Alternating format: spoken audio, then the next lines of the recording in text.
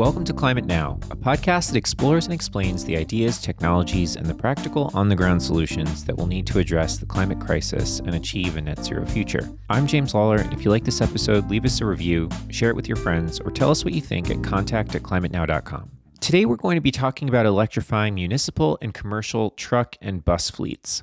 How might changing business strategy and policies support cleaner transport? I'm speaking with Ray Minjares, who is director of the Heavy Duty Vehicles Program at the International Council on Clean Transportation, or ICCT, a nonprofit think tank.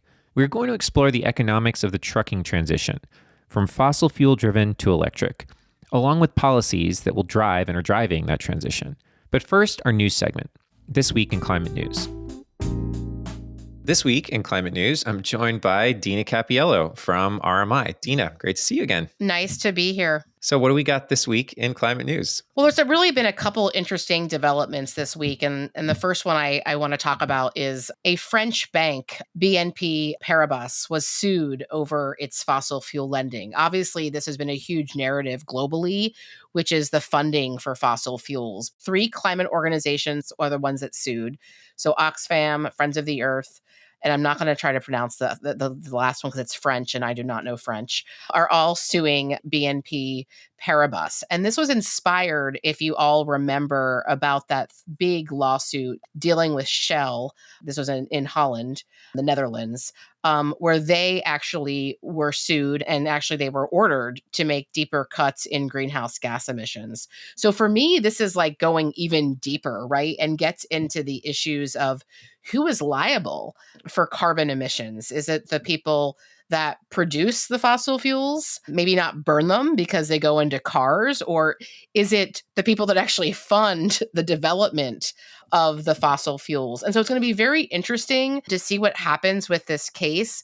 In France, there is a particular law that gives them a window to actually sue a bank, and they think they actually have a legal justification for it. In the United States, when lawsuits of this kind have been attempted, there has been a lack of jurisdiction, which is like you are not responsible, right, for the pollution or for the effect of the pollution in this case, which is climate change and some of the weather changes, et cetera, that we're seeing. So for me, it was a really interesting tactic to kind of get after what we all know is a big issue when it comes to solving the climate crisis, which is actually the money and the big money behind fossil fuels.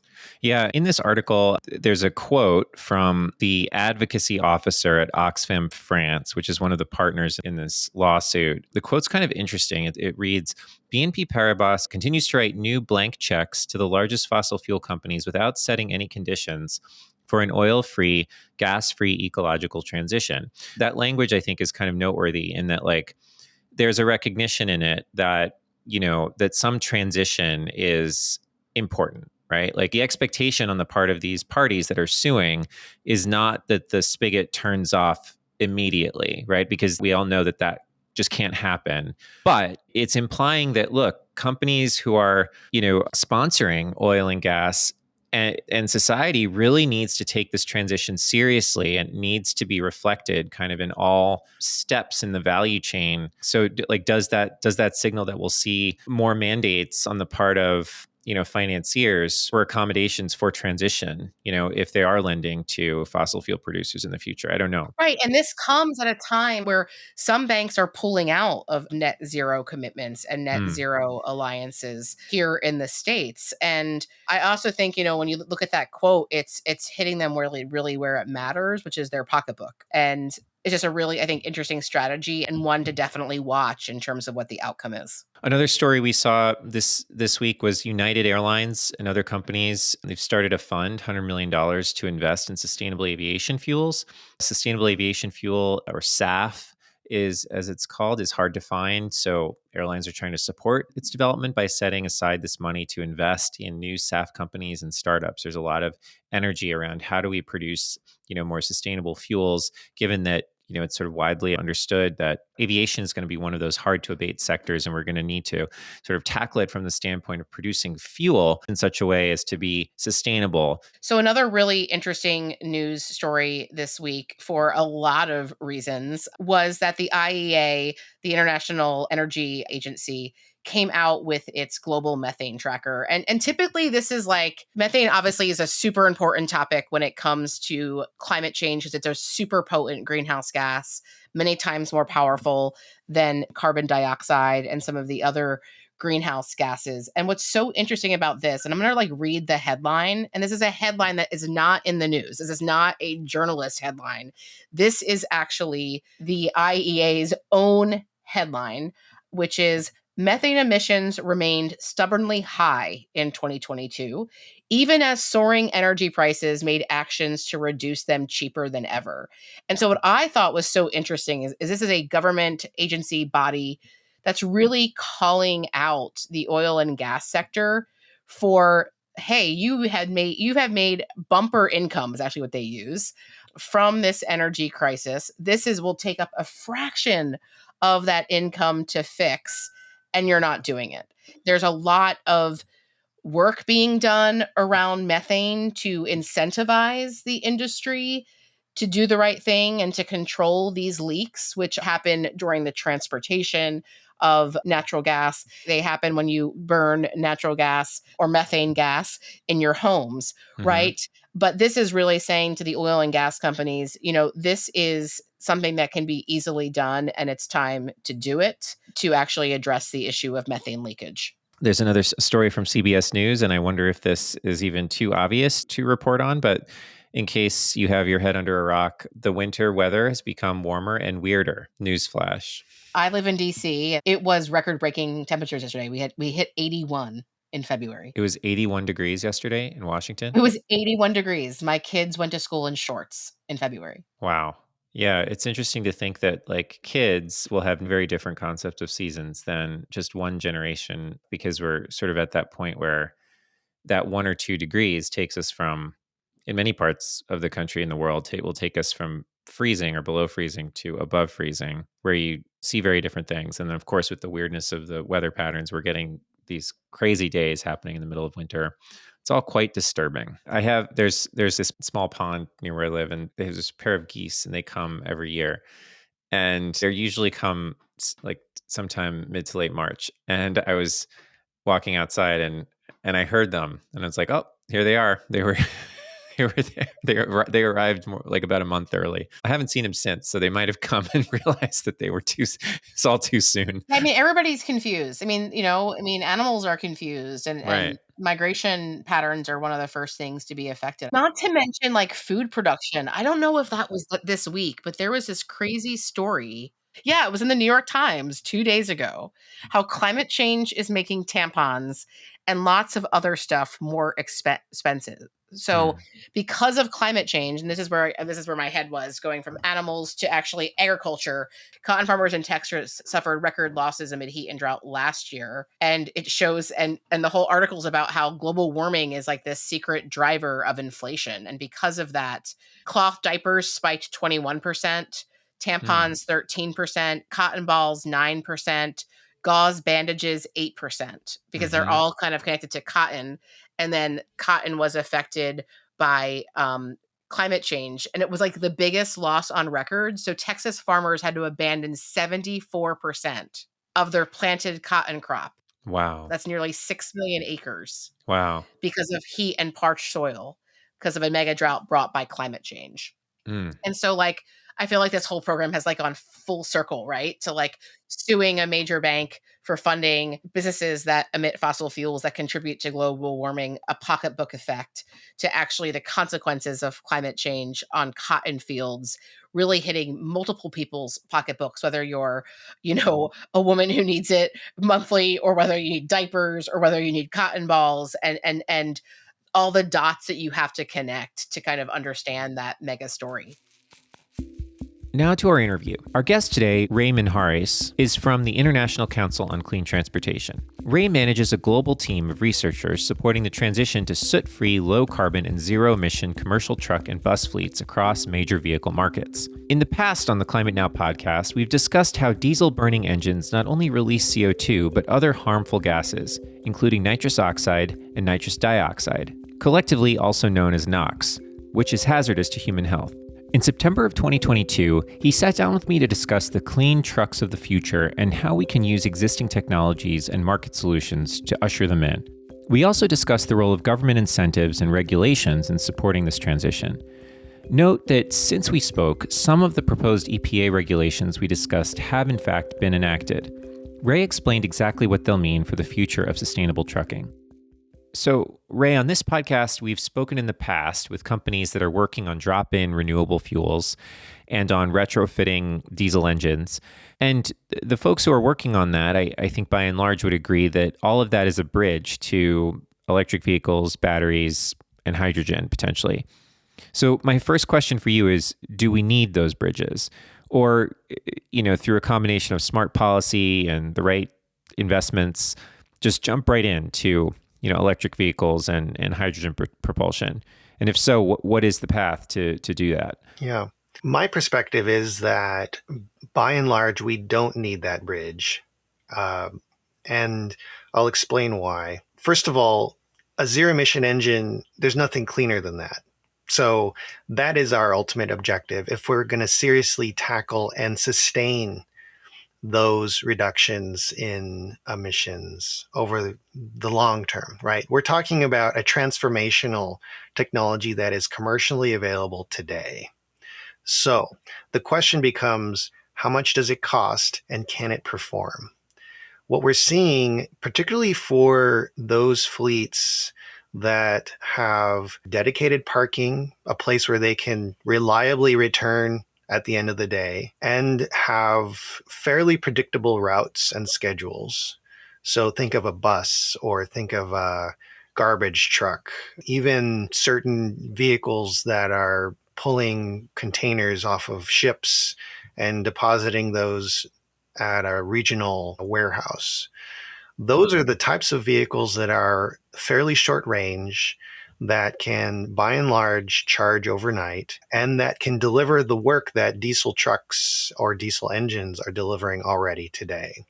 So from that perspective, those are the types of vehicles that we can already electrify. There's no need for a bridge. That is something we've heard before, the short range round trip vehicles, which make up a pretty substantial percentage of our fleet, that are returning to home base, et cetera. But I do wonder, when you get into the practicalities of actually, being a fleet owner and facing kind of the investment costs in changing your fleet, right, which is wholesale replacement. What is that profile like? I mean, you have on the one, I'd imagine that it might be cheaper, let's say, to maybe retrofit your engines or to go to a different fuel source versus the much larger investment and probably time horizon in acquiring a fleet of battery powered vehicles. Yeah, I think the economics are what are going to drive this transition. I mean, we're seeing this outside of the United States, just bringing that international perspective.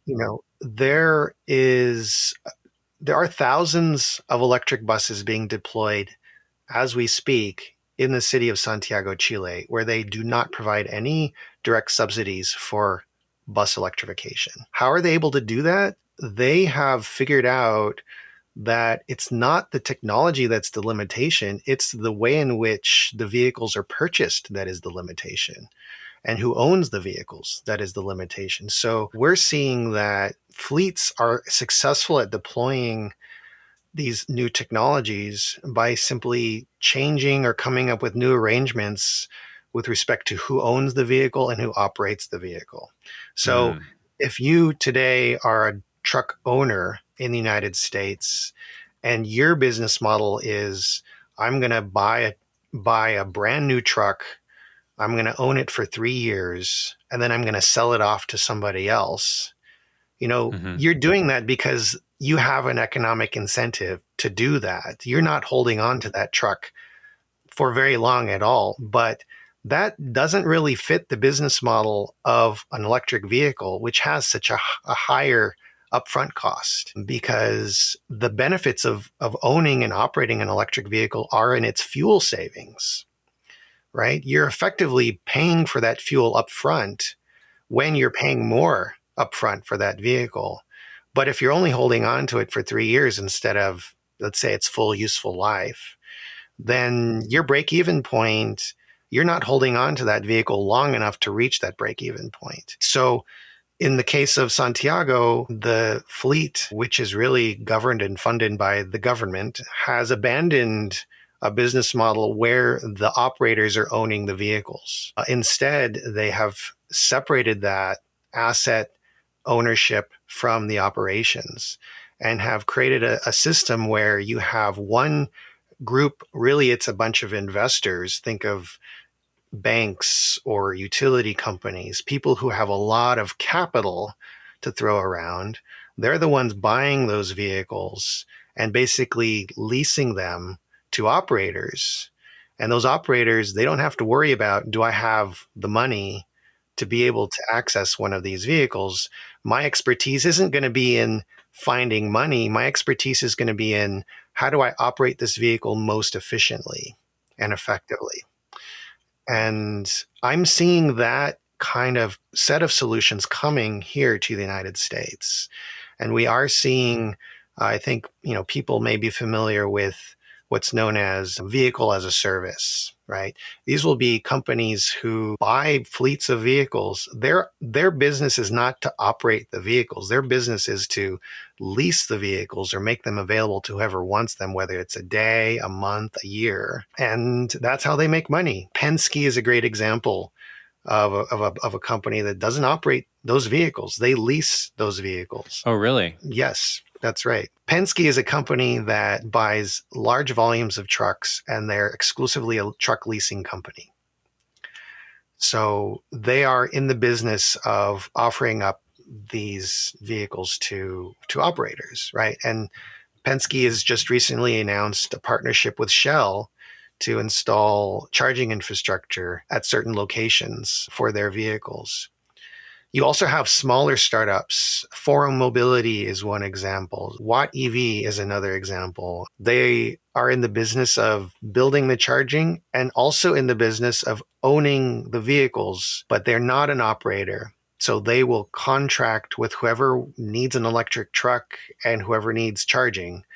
They will contract with those companies at a certain price. So those companies can gain access to that infrastructure, right?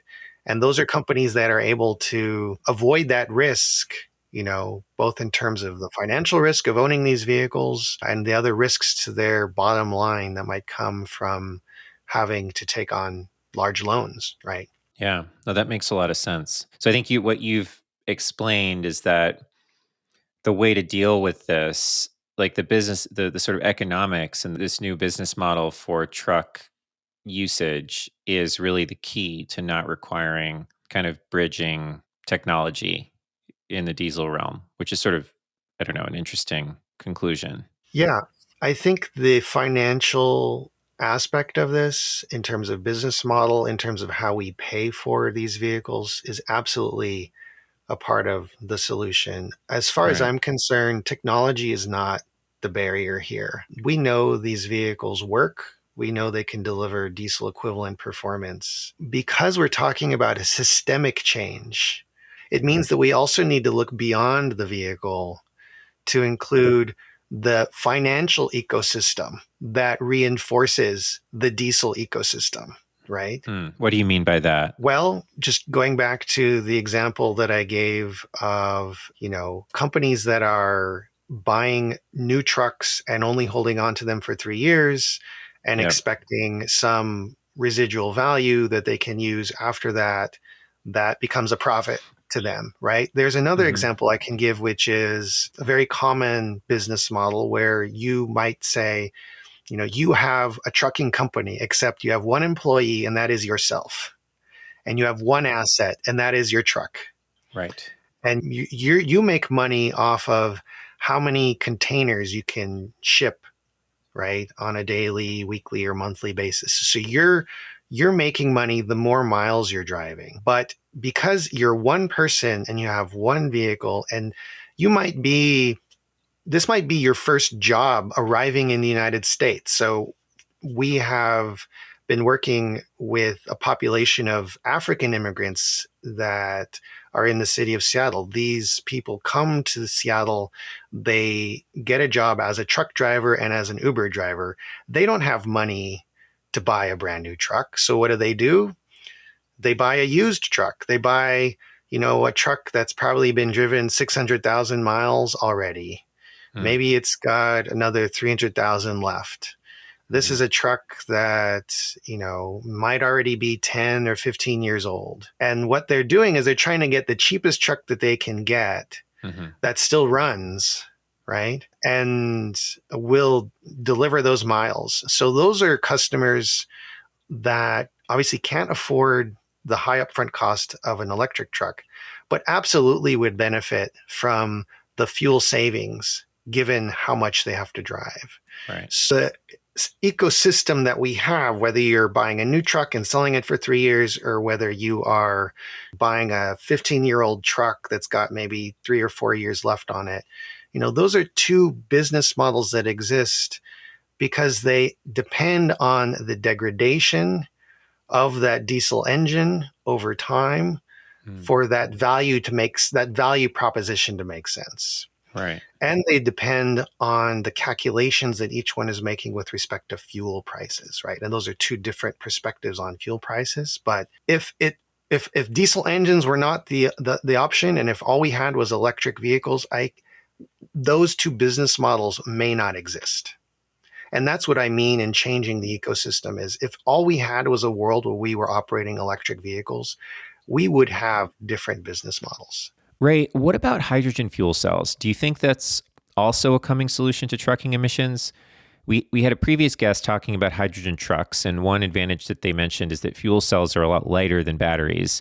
Do those economics work? Like, do you think we'll be seeing a lot more hydrogen fuel cells powering heavy-duty trucks? I see hydrogen as a niche solution. I don't see hydrogen as the primary solution in the trucking space, and I'll tell you why. First, just look at the market.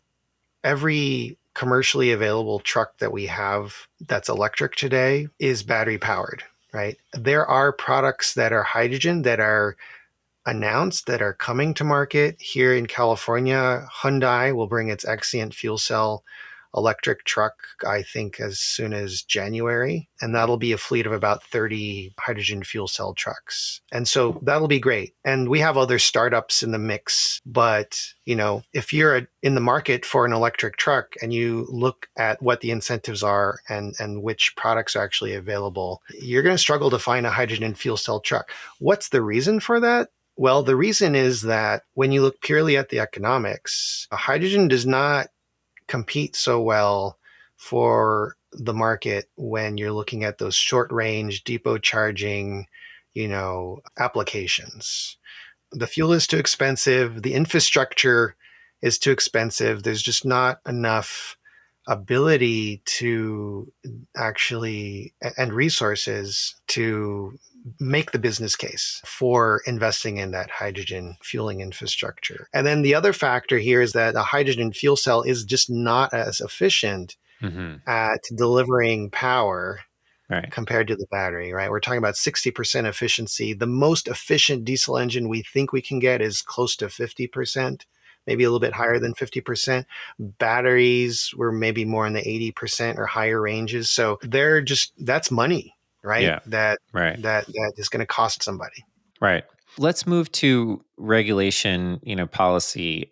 Could you talk about what is the current regulatory landscape on emissions from heavy duty vehicles in the United States? Yeah, the US EPA has authority under the Clean Air Act, which was originally passed by Congress in 1970 and further amended in 1990, signed in both times, by the way, by Republican presidents. EPA has been using this authority to establish emission standards for the engines that power heavy-duty vehicles. Beginning as early as 1974, those emission standards have been revised multiple times over the last several decades. And so today, manufacturers of heavy-duty vehicle engines must comply with what we refer to now as the 2010 engine standards. And what are some of those rules that are in the 2010 engine standards?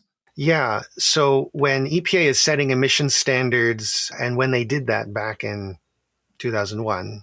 So they were including pollutants that, such as nitrogen oxides, particulate matter, hydrocarbons, and other common air pollutants that EPA really must control so that all the US states can comply with the Clean Air Act air quality standards. EPA, when they set emission standards, they do not tell manufacturers how to meet them. So we refer to these as performance-based. EPA obviously uses information about the cost of the available technologies, the performance of the available technologies, but all of that is simply to inform what is the actual stringency of the emission limits themselves. So EPA set those emission limits for engines. I should also make sure I mention that when EPA did that, they also required new fuel quality standards.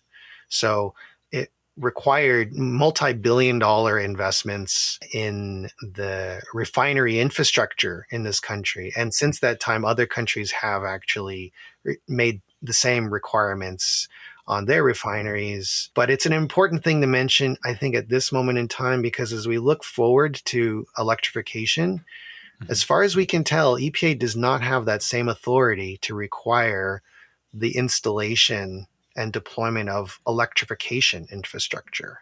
So that is going to be a major barrier as EPA looks to the future and how to move towards zero-emission vehicles. A quick note, as we mentioned at the start of this episode, the EPA has introduced new engine standards. The rule change was finalized last December, but when we spoke with Ray, they were still in the proposal stage. The rules are some of the most stringent yet, affecting all trucks starting in the 2027 model year. They not only call for dramatically reduced emissions, but for a higher lifespan of engines as well. There is another component on greenhouse gases that I won't get into unless you ask, but just to focus here on the nitrogen oxide emissions, the NOx emissions limits, the ultimate end goal here for this proposal is to achieve about a 90% reduction in emissions compared to new engines sold today. Okay. The way that they expect that to be done is really in two ways. One is through what I would describe as incremental improvements in existing emission control technologies. We're not trying to invent the catalytic converter here, right? That is was a monumental step and a historic step. Here, we are looking at existing after treatment controls, and EPA is simply saying we want those to operate at a higher efficiency with better performance. In addition to that, EPA is setting requirements on the durability of those systems. And so they want them to last really for as long as the vehicle is operating, and that can be, more than 10 years. So that's basically the essence of the EPA proposal. Okay. And since you dangled it out there in such a tantalizing fashion, I will ask you about greenhouse gas emissions. Well, I'm glad you did, because it's hard not to talk about this proposal if we're not including the discussion of the greenhouse gas standards. And that's because EPA has been instructed really by the president to use this opportunity to also revisit existing greenhouse gas emission standards for heavy-duty vehicles. EPA is proposing that those standards be changed to at least align with what is the baseline expectation for electric trucks. And the reason that's important is because these manufacturers, who are selling in California and Washington and Oregon and other states that are actually requiring the sale of electric trucks, they're going to get basically a free pass when it comes to the greenhouse gas standards at a federal level when they're meeting those state requirements. And so EPA wants to avoid the possibility that the sale of electric trucks could lead to manufacturers selling less efficient and higher emitting diesel trucks. So that's the main intent EPA has behind the greenhouse gas element of their proposal. Now, EPA just recently announced that they are not going to adopt that proposal, but in fact, repropose the changes that they originally proposed back in March, because they've realized that there are going to be even more electric trucks sold as a consequence of the Inflation Reduction Act that Congress passed. So EPA wants to make sure that they are properly accounting for the even larger deployment of electric trucks there and ensuring that that doesn't lead to a further erosion of the greenhouse gas standards that apply to diesel trucks. We should note that once the new EPA rule was adopted, it did not update greenhouse gas standards beyond engine limits on nitrogen oxides, but instead left the update of truck greenhouse gas standards to a second proposal, which is coming out in March of 2023. And so what does ICCT, what does your organization recommend, in terms of speeding the adoption of EV trucking? Yeah, the first step that the US needs to take is to clearly say what year the goal is for us to have 100% sales of zero-emission trucks. The ICCT's view is that 2040 is the latest that year should be, simply because when we look at the climate science, in order to align with a 2-degree pathway, it has to be 2040 or earlier. So those types of steps haven't been taken in this country, and that's despite the fact that we have, more than a dozen countries that have taken this step, including Canada, who has said 2040 is their target year and is planning a set of sales requirements for heavy-duty vehicles, including California and other US states. So that's the first step. In the context of what EPA has authority to do, we think that that 2040 target can be met by establishing a pace of electrification that is essentially equivalent to the pace required by the state of California under its existing Advanced Clean Trucks program. The approach California is taking is twofold. One is that it's requiring that through the Advanced Clean Trucks program, all sales of electric trucks be zero emission in the state, which is to say, if you are a manufacturer selling trucks in California, you have an obligation to ensure that you meet minimum percentage targets, right, for zero emission trucks. So that's on the supply side. So California is working to ensure there is the supply. And then on the demand side, California is adopting at the moment what's called the Advanced Clean Fleets program.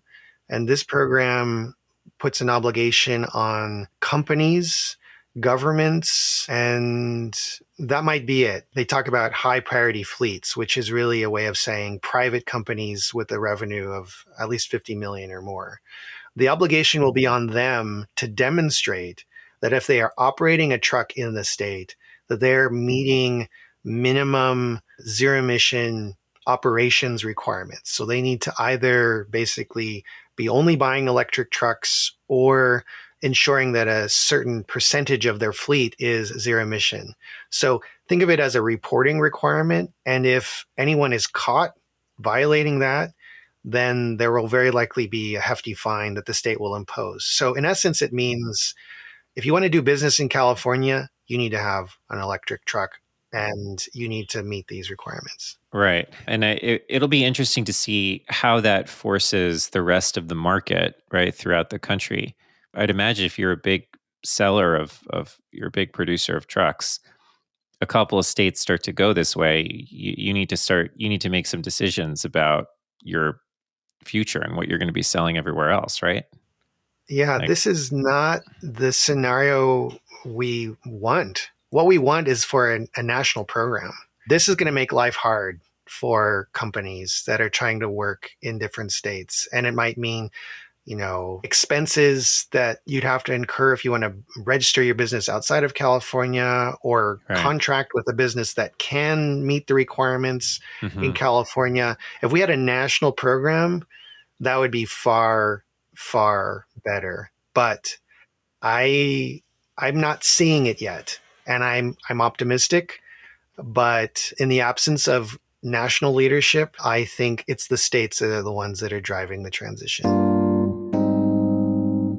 That was Ray Minjares, director of the Heavy Duty Vehicles Program at the International Council on Clean Transportation, or ICCT. After the December rule came out, we asked Ray for his thoughts.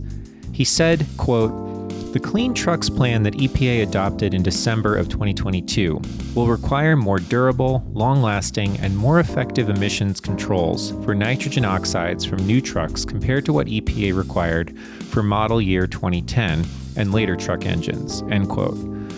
But he also said, quote, "The rule is unlikely to require engines to produce lifetime emissions as low as those required by California's current rules." That's it for this episode of the podcast. To learn more about electric trucks, diesel fuel, green hydrogen, and sustainable transportation, check out our other podcast conversations at climatenow.com. And if you want to get in touch, email us at contact@climatenow.com or tweet at us at @WeAreClimateNow. We hope you'll join us for our next conversation. Climate Now is made possible in part by our science partners like the Livermore Lab Foundation. The Livermore Lab Foundation supports climate research and carbon cleanup initiatives at the Lawrence Livermore National Lab, which is a Department of Energy applied science and research facility. More information on the Foundation's climate work can be found at livermorelabfoundation.org.